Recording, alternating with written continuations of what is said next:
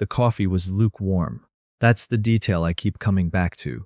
Not the things that were said, not the expression on my future father-in-law's face when he looked me up and down like I was something he'd tracked in on the bottom of his shoe.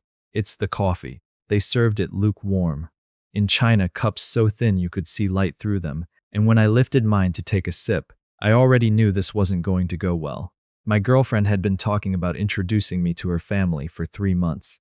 Every time I brought it up, she'd smile and say, "Soon," and change the subject. I didn't push. We'd been together 11 months by then, and things between us were easy, the kind of easy I hadn't found with anyone before. She was sharp and funny, and she called me out when I was being an idiot, which happened more than I'd like to admit. I was 31. She was 28. We'd met at a conference for independent tech founders in Denver, and she'd walked up to my booth and asked me a question about my revenue model that made me realize she already knew the answer and was just seeing if I did.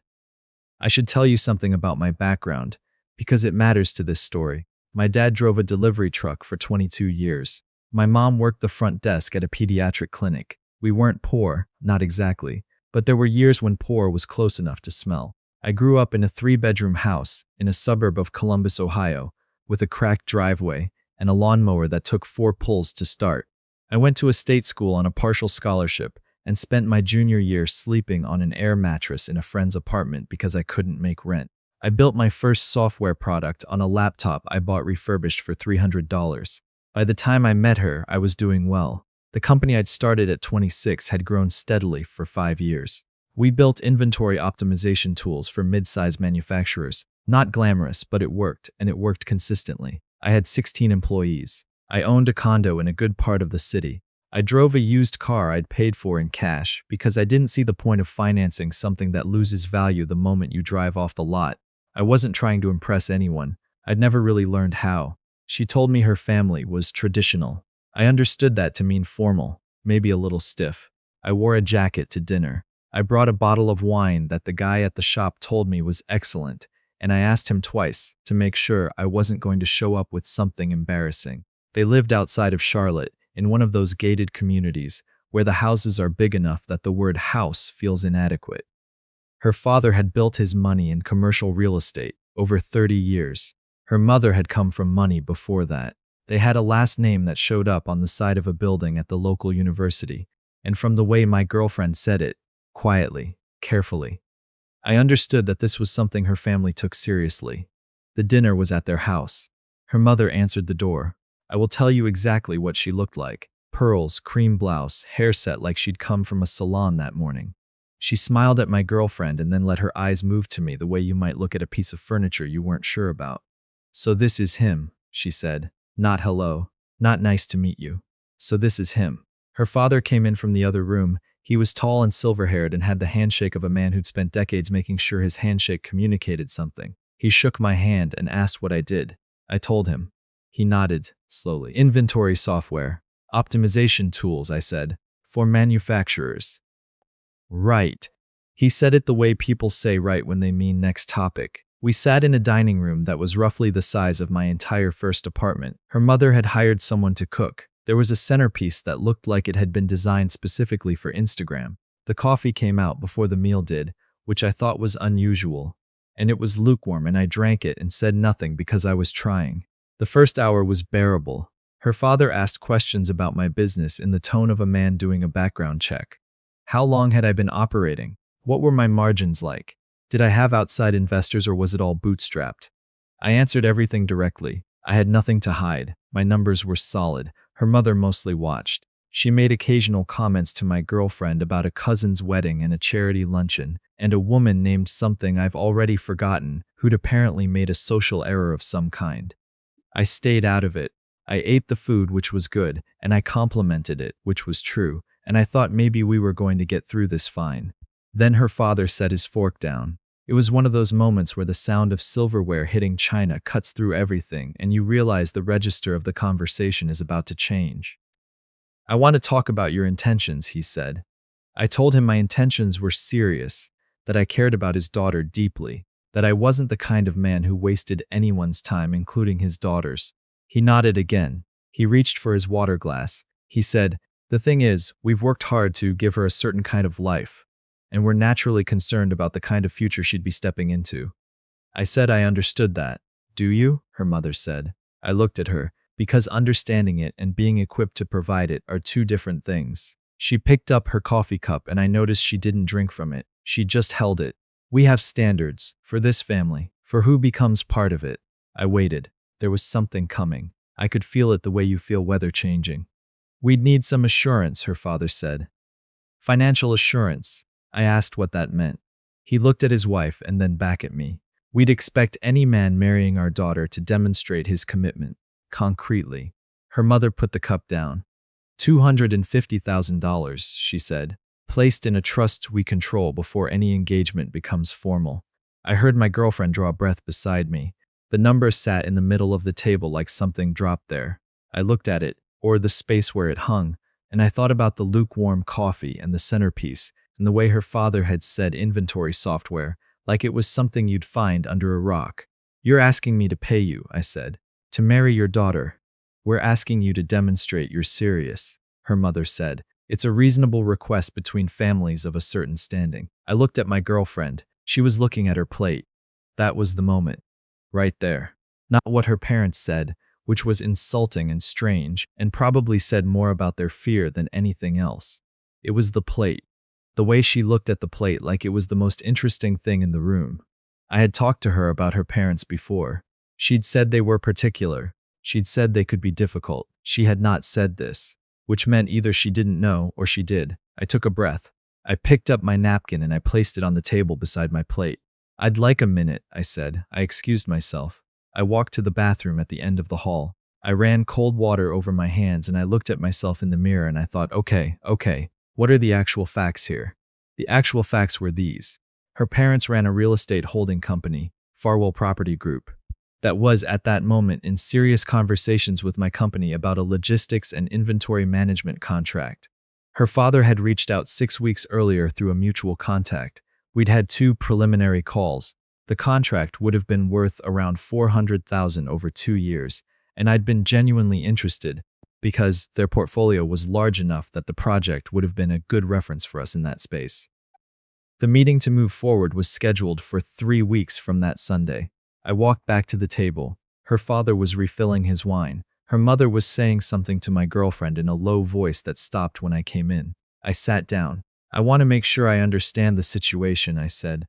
You're requiring a payment of $250,000 as a precondition of your daughter marrying me. An investment, her mother said, in the future of the family. And if I decline? Her father looked at me steadily. Then we'd have to question whether this relationship has a future at all. My girlfriend said very quietly, Dad. He looked at her. This is how it works, sweetheart. A man who wants to be part of this family should want to invest in it. I looked at my girlfriend. I needed her to say something. I needed her to push back, to tell them this was unreasonable, to do anything other than look at the tablecloth. She didn't. I stood up. I'm not proud of how calm I was. I don't think it was a virtue exactly. I think it was that part of my brain that takes over in a crisis and operates on pure logic while everything else goes quiet.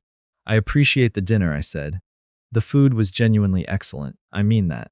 I buttoned my jacket, but I won't be making that payment. And I'll need to let your father know that the contract discussions with my company will not be moving forward. Her father's expression changed. What contract discussions? The inventory management contract your team reached out about 6 weeks ago. We'd had preliminary conversations. I was actually looking forward to it. I picked up my phone from the table. I'll have my team send a formal withdrawal tomorrow morning. Wait a moment, her father said. He sat up straighter. That contract and this dinner are entirely separate matters. I know they are, I said. That's why I'm treating them separately. This dinner is over because your request is something I won't agree to. The contract is ending because I've realized I don't want a business relationship with people who view other people as transactions. Her mother made a sound. I don't know how to describe it. Somewhere between a scoff and an exhale. You're making a mistake, her father said. His voice had dropped half a register. The handshake voice was gone. You're a 31-year-old man with a small software company. Do you understand what our network could do for your business? I do, I said, and I understand what it would cost. I looked at my girlfriend one last time. She had finally looked up from the table. Her eyes were wet. I don't know if that was grief or regret or something else entirely. and I thought, standing there, that not knowing was maybe the whole answer. I hope you're well, I said to her. I genuinely mean that. I walked out through the foyer, past the flowers and the art on the walls and the table with the keys and the monogrammed dish, and I opened the front door and stepped out into the April night, and the air was cool and smelled like cut grass, and somewhere 2 streets over a dog was barking at something. I sat in my car for a few minutes without starting it. Then I drove home. The next morning, I had my business development lead send a formal withdrawal from the contract negotiations. Professional, brief, no explanation required. By noon, I'd received 2 emails, one from her father's assistant acknowledging receipt, one from her father personally, which I did not open for 3 days. When I finally read it, it was 2 paragraphs. The first paragraph told me I'd acted impulsively and emotionally and had damaged my own business interests out of pride. The second paragraph said that his daughter was better off without someone who couldn't recognize an opportunity when it was offered. I read it twice. Then I marked it as read and left it in my inbox. My girlfriend called me 4 days after dinner. I let it go to voicemail. She left a message that was 4 minutes long, and I listened to all of it, and it was mostly about how she hadn't known they were going to say that and she'd been blindsided and she was sorry. Somewhere in the middle, she said she'd tried to talk to them after I left. Somewhere near the end, she said she understood if I was angry. I wasn't angry. I was tired in a way that had nothing to do with sleep. I called her back that evening. We talked for a long time. I believed that she hadn't known. I think I still believe that. But there was the plate, the way she'd looked at the plate, and I'd seen enough by then to know that when someone goes quiet at the moment you most need them to speak, that silence is also an answer. We ended things. It was quiet and sad, and neither of us said anything cruel, and that felt like the right way for it to go. 3 weeks after the dinner, I was on a call with a manufacturer in Tennessee who'd been referred to me by a client. Halfway through the call, he mentioned that he'd recently ended a long-standing relationship with Farwell Property Group after they'd tried to restructure a lease agreement in a way that would have cost him significantly. He said he'd heard they were having some cash flow irregularities. He didn't know any details, just what people were saying. I said that was useful context and moved on with the call. 6 weeks after the dinner, one of my engineers flagged something interesting. Farwell Property Group had put out a quiet RFP, a request for proposals, for the exact same type of inventory and logistics software they'd been discussing with us. They were trying to find someone else to do the project. 3 vendors responded. None of them had our track record in that specific space. I heard through the same mutual contact who'd originally made the introduction that the father had described the project to one of the vendors as time-sensitive. I didn't respond to the RFP. I didn't need to. I already knew what I needed to know. What I knew was this: they had reached out to my company first, not the other way around. That meant they needed what I had, more than I needed what they were offering. The leverage in that conversation had never been theirs. They'd just assumed it was, because they had a big house and a gated community and a name on the side of a building, and somewhere along the way they'd started to believe that made them the ones holding the cards. I've thought about that dinner a lot in the months since. Not with bitterness, or at least I try not to. Bitterness is expensive, and I've always been careful about what I spend on things that don't return value. But I think about the coffee, lukewarm. In China so thin you could see light through it. That was the tell. If you're going to make someone feel small, you make the details feel large. The right temperature wine, the perfectly timed compliment, the door held at exactly the right moment. They didn't do any of that. They served me coffee that had already gone cold and assumed that the furniture and the address would do the rest of the work. They were so sure of their standing that they forgot to be good hosts. My dad once told me something when I was around 14 and I'd come home from a birthday party for a kid at school whose family had real money. Not our kind of money, the other kind.